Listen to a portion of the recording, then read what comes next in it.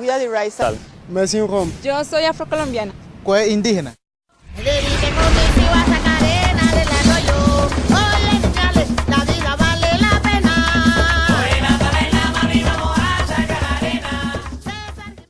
Nosotros somos los afrodescendientes que venimos de África en condiciones de esclavización. Hemos participado en la parte económica, en la parte cultural, en el deporte. Nosotros traímos la libertad porque empezamos a cantar en términos de ser libres y conquistando la libertad hemos gozado este país. Queremos vivir en este país, sentirnos también voceros de la paz. De acuerdo al censo del año 2005, en Bogotá residen cerca de 98.000 afrodescendientes. Hoy se cree por parte de las organizaciones que la cifra está cerca de 1 millón de afrodescendientes provenientes de diferentes partes del país. Nosotros hemos hecho presencia desde siempre, tenemos registros de que desde la colonia hacemos presencia aquí en Bogotá. Contingentes de gente esclavizada trabajaba en las haciendas de la sabana de Bogotá, desempeñando oficios domésticos en las casonas de los españoles. En la gesta libertadora se contribuyó con la presencia también de muchos afrocolombianos que fortalecieron los ejércitos libertadores, especialmente como personas esclavizadas. La presencia afrodescendiente en Bogotá se da por oleadas migratorias, como consecuencia de la búsqueda de mejores oportunidades laborales, educativas y otras por desplazamiento forzado, derivados de conflictos que vive el país. Nosotros nos diferenciamos de otros grupos étnicos que hacen presencia aquí en Bogotá en la parte genotípica y fenotípica. Nuestra forma de ser, antropológicamente, nuestras culturas, nuestras expresiones. Nos visibilizamos permanentemente a través de las expresiones religiosas, artísticas y culturales. A través de la estética de la mujer con el uso de trenzas, rastas, de turbantes, en las ventas ambulantes de productos típicos de nuestras regiones. Por ejemplo, el chontaduro, el coco y el borojó. También hacemos relación a esas delicias del mar, como son el pescado y el ceviche. A través de nuestras acciones y campañas contra el racismo, los plantones. Con la Semana de la Afrocolombianidad, que es un espacio para la visibilización y el intercambio cultural, académico, deportivo, recreativo y artístico. A través de la orientación pedagógica, gracias al trabajo de los maestros y maestras, implementando la cátedra afrocolombiana. Y también la de muchos líderes y lideresas que se han venido dando a través de ese sentimiento afro. A través de la Casa para la Unidad Cultural Afrodescendiente y otros sitios de encuentro como las peluquerías, restaurantes, discotecas y el centro de Bogotá. Estamos organizados a través de organizaciones socioculturales, organizaciones comunitarias, de base. Viene el proceso de la constituyente y allí algunas organizaciones tuvimos la oportunidad también de contribuir a ese proceso para conquistar lo que fue el artículo transitorio 55. Ese artículo es la piedra fundamental para lograr la Ley 70 de Negritudes en 1993.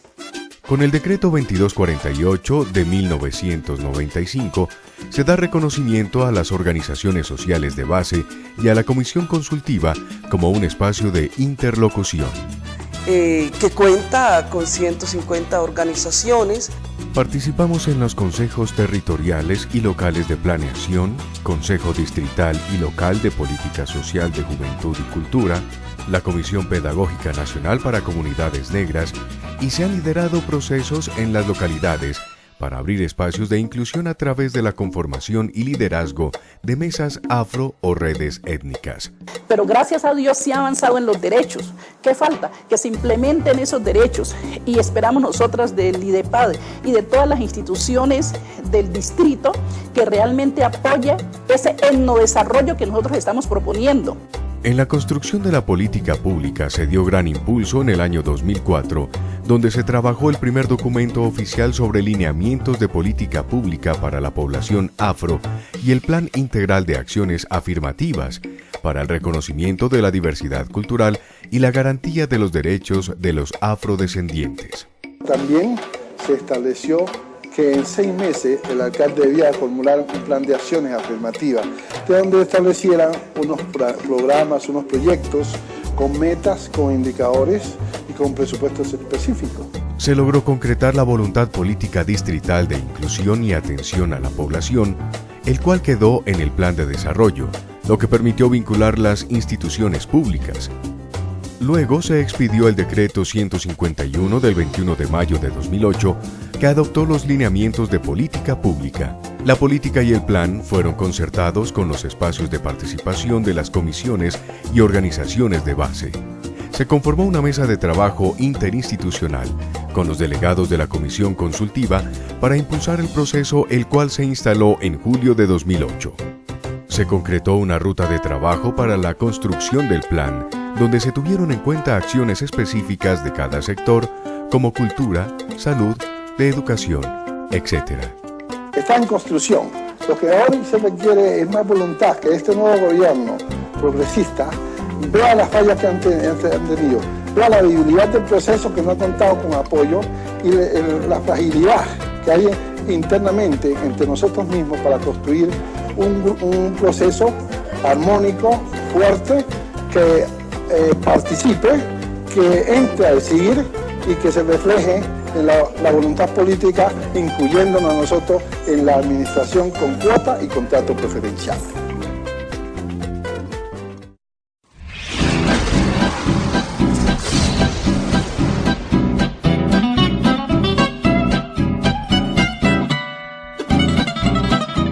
Los gitanos son un grupo étnico descendiente del noroeste de la India, Punjab, con características identitarias propias como lo son el idioma ramanés, un sistema de gobierno propio que es la Kris Ramaní, unas danzas y cantos particulares.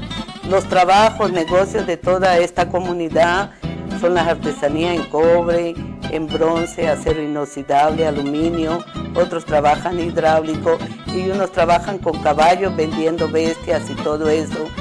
Y hay muchos trabajos, lo mismo las mujeres, venden muchas cosas en la calle, leen la mano.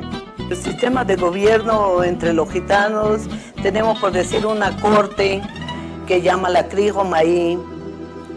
Esa va dirigida por personas mayores, los ancianos, los abuelos, ¿sí? Y lo que ellos decidan en esa corte, los jóvenes lo hacemos. El vestido largo, el pelo largo, las pañoletas, flores que usamos como adornos. Y los bailes de nosotros en gitano. Todas las niñas que van creciendo y jóvenes, ellos van aprendiendo desde pequeños a bailar, a cantar. Tenemos nuestra música propia. Una rica y variada gastronomía como el sarmi, bocolia, de influencia europea. Gastronomía propia de nosotros, que son las armas, sactuliardó, prosimé, la bauca, el chayo. Son cosas que nosotros tenemos y nunca las hemos dejado y creo que nunca va a suceder. El gitano es hijo del mundo y recorre el mundo. Se presume que en el tercer viaje de Colón ya habrían hecho su arribo los primeros gitanos tras inmiscuirse en estos barcos. Sin embargo, la mayor afluencia de inmigrantes gitanos en el mundo se presentó durante la Primera Guerra Mundial, con el deseo de huir de estos conflictos. Y es así como llegaron la mayor cantidad de gitanos a Colombia.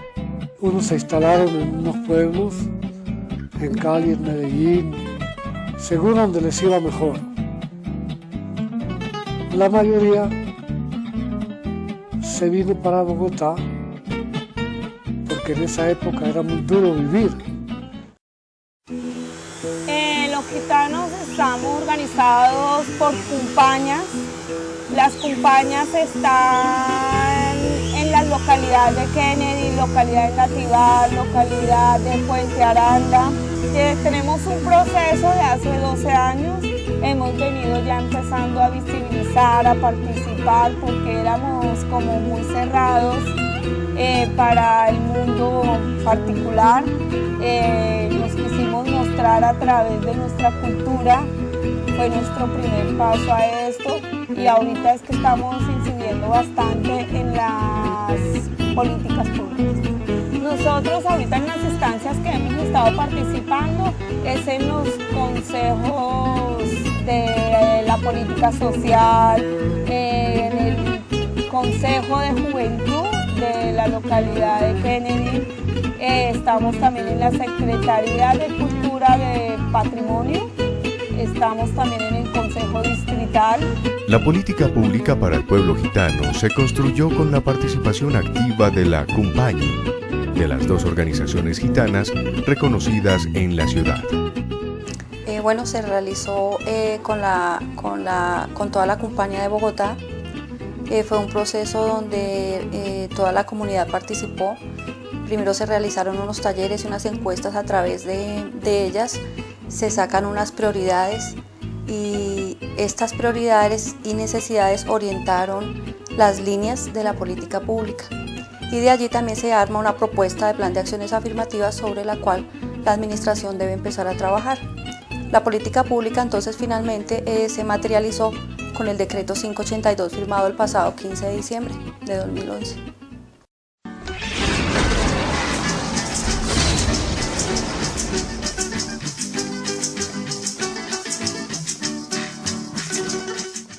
Los raizales somos una etnia y tenemos descendencia directa de esclavos traídos directamente del África, también de colonos ingleses e irlandeses y de indígenas del Caribe Occidental. Somos personas originarias de San Andrés, Providencia y Santa Catalina Islas. Poseen una lengua propia denominada creol, las islas como territorio de origen y costumbres resultantes de la fusión africana, europea y caribeña. Se caracterizan por la espiritualidad, la hospitalidad, la sencillez y el valor de la palabra, entre otras cosas. Ahora podemos hablar también de la gastronomía, que es muy importante para los raizales. La base también, el pescado, los mariscos, el cangrejo, que es un plato también muy importante, y el cerdo también se consume mucho, sobre todo en las épocas navideñas. El plato principal en cuanto a la gastronomía del archipiélago se llama el rondón. Mantenemos algunas herencias ancestrales expresadas en nuestras danzas típicas de origen europeo, ¿no? Como el chatiz, la mazurca, la polca y el cuadril. Y algunas caribeñas como el reggae, el calipso, el soca, música espiritual que normalmente se pueden expresar en nuestras ceremonias religiosas. Se han ido perdiendo nuestras costumbres culturales, nuestra influencia, por aquello de que la inmigración ha traído también sus culturas, ¿no? Que han ido también entrando dentro de nuestro proceso cultural. Es así, todo sucedió a partir de que fue declarado el puerto libre en el año 1959. Y también tuvo mucha influencia la comunicación y la tecnología y la información. Los raizales, hemos hecho presencia en Bogotá desde principios del siglo pasado. Venían por diferentes motivos, unos forzados que venían a prestar el servicio militar, otros por asuntos familiares y también con el objetivo de seguir una carrera universitaria. Desde esa época hasta ahora, es cada vez mayor el número de raizales en Bogotá. Contrario a las décadas anteriores en las que su permanencia era temporal mientras terminaban sus estudios, la tendencia actual es establecerse en la capital en busca de oportunidades laborales. Según el último censo, ya podemos decir que hay más de 1000 raizales en este momento en la capital, en Bogotá, Distrito Capital. Bueno, los raizales nos hemos integrado en una organización que se llama ORFA. ORFA quiere decir la Organización de la Comunidad Raizal fuera del archipiélago. Esta organización fue creada en el 2004 y reúne a muchas familias raizales fijas, pero también tiene una población o una participación flotante de más o menos 350 personas para los eventos. ORFA busca promover o reivindicar los derechos de la comunidad raizal y también realiza proyectos buscando mantener las tradiciones culturales de la comunidad raizal. Dentro de esas tradiciones pues está la lengua, la comida, la gastronomía, las expresiones artísticas como la danza y la música y las costumbres religiosas. También busca crear o fomentar liderazgo dentro de la comunidad joven, digamos, porque es la parte de la comunidad que más tiene la organización. Los raizales hemos participado en diversos espacios. Uno de esos, el principal, ha sido el Consejo Distrital de Política Social en los subcomités de Juventud y de Etnias desde el año 2005. Posteriormente, en el año 2007, participamos en el Sistema de Arte, Cultura y Patrimonio Distrital. De igual manera, en los espacios de las localidades hemos participado en los consejos locales de juventud de Engativá, Chapinero y Teusaquillo, de igual manera en el Consejo Local de Planeación de Teusaquillo y en el Consejo Local de Cultura de Teusaquillo. En los últimos 5 años el IDEPAC nos ha venido acompañando en proyectos y procesos organizativos, tales como la Semana Raizal, la cual se realiza en la última semana de octubre con el fin de visibilizar a los raizales aquí en la ciudad de Bogotá. También contamos con la Gerencia de Etnias desde el 2010 con el proceso de interlocución de los raizales aquí en la ciudad de Bogotá. La política pública fue uno de los logros más importantes de los raizales en Bogotá y el proceso de construcción fue la clave para este gran avance. Este fue uno de los primeros pasos que dio la organización desde el año 2005. Consideramos que era necesario contar con esta carta de navegación como una estrategia para garantizar el ejercicio de los derechos del pueblo raizal en Bogotá, no solo para visibilizarnos, sino para buscar el mejoramiento de la calidad de vida de nuestra población. Donde se concretó realmente todo este proceso fue a finales del año 2009 a través de un convenio de asociación con la Dirección de Derechos Humanos de la Secretaría de Gobierno y la organización.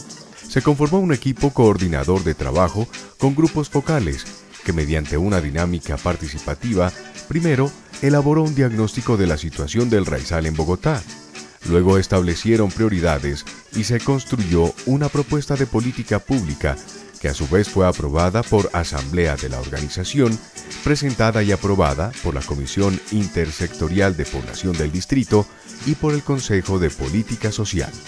Y la etapa final fue la promulgación del decreto 554, donde se adopta la política pública para la población raizal en Bogotá, ¿sí? No sin antes haber pasado desde luego por la asamblea de la organización raizal, donde también fue aprobado y adoptado por los miembros mismos de la comunidad.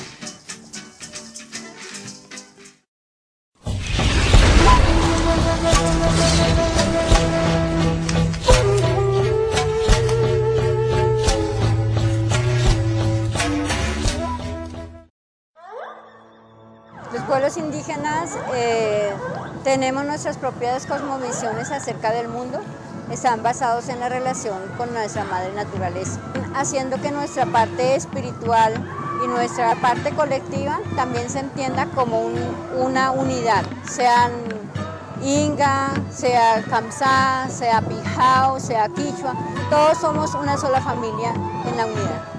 En Bogotá estamos los pueblos indígenas milenios, está el pueblo Muisca y muchos pueblos que han venido residiendo en Bogotá a través de los años, hace 80 años se han venido sumando de diferentes partes del país.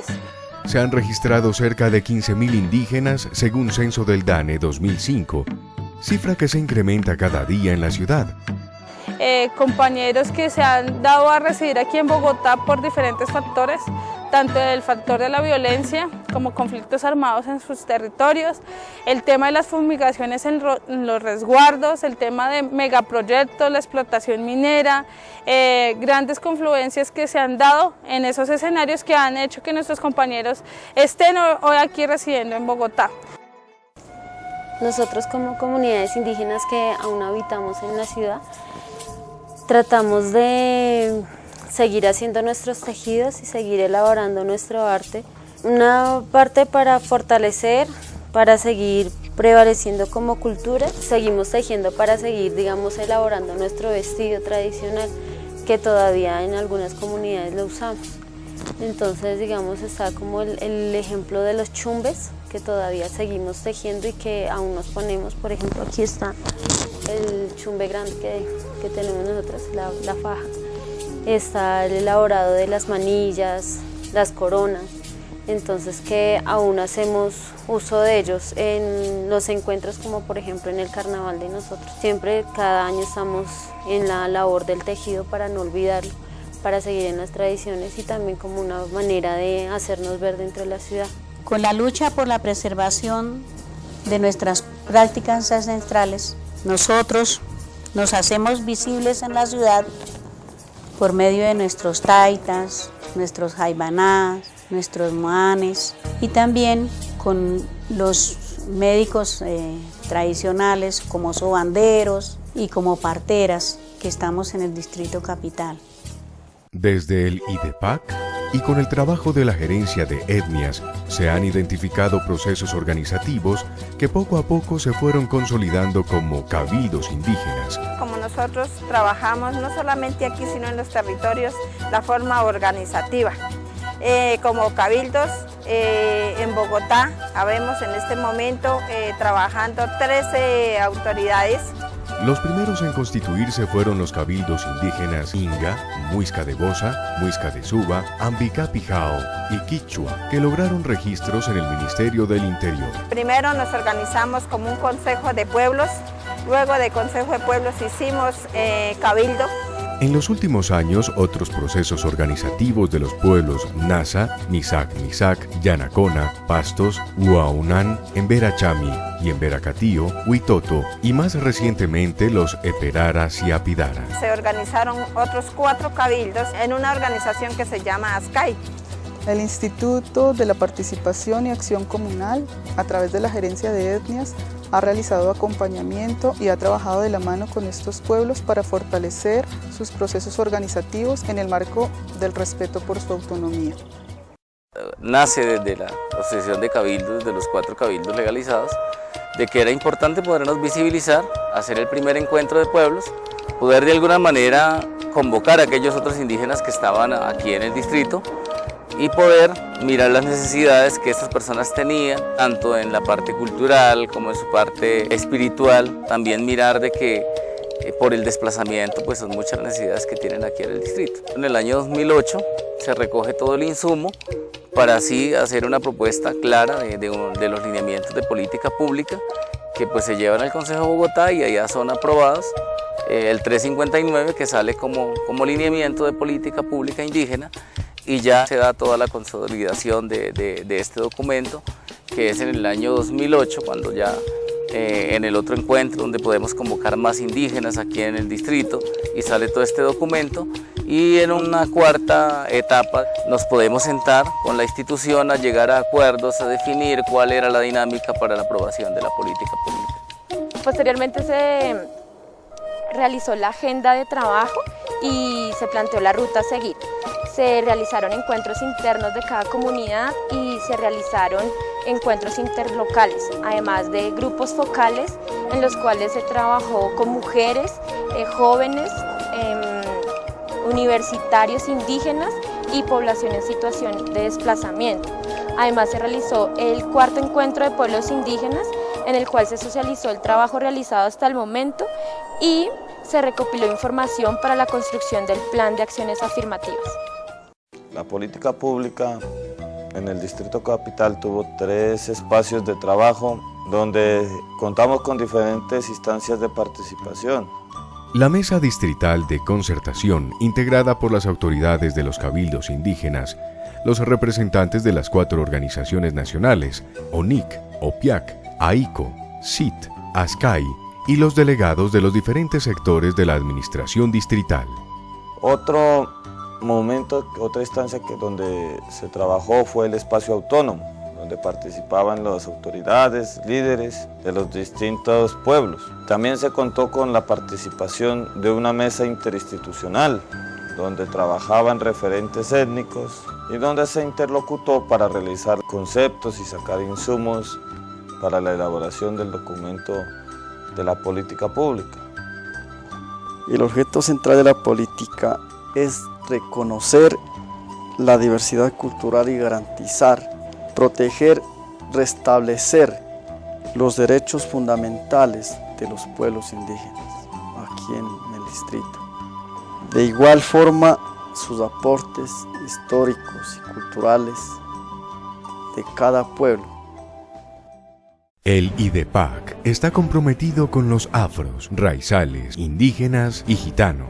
Por tener condiciones especiales, no de minusvalía, no de minoría, sino de construcciones culturales que son de especial beneficio y patrimonio para construir el nuevo mundo, por historia y por huella, necesita que les sean reconocidos unos derechos de manera especial. Esa es la lógica que nosotros estamos proponiendo en una Bogotá humana que es capaz de luchar, de construirse políticamente contra la segregación. Ese es nuestro proyecto y esa es nuestra apuesta.